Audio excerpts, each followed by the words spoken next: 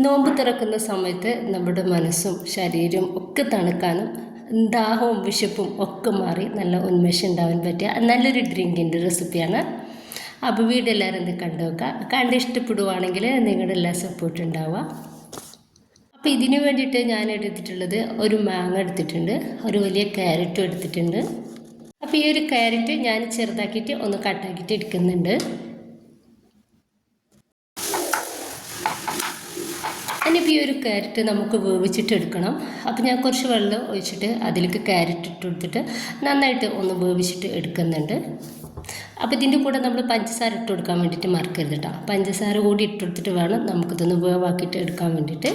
എന്നിട്ട് ചൂടാറാൻ വേണ്ടിയിട്ട് നമ്മളൊന്ന് മാറ്റി വെക്കാം. ഇനിയിപ്പോൾ മാങ്ങ ഞാൻ ചെറുതായിട്ട് കട്ടാക്കിയിട്ട് ഇതുപോലെ എടുത്തിട്ടുണ്ട്.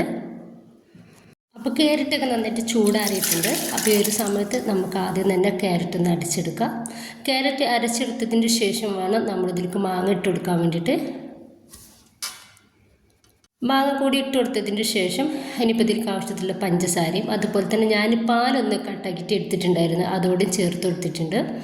എന്നിട്ട് നന്നായിട്ട് തന്നെ ഞാനൊന്ന് അരച്ചെടുക്കുന്നുണ്ട്.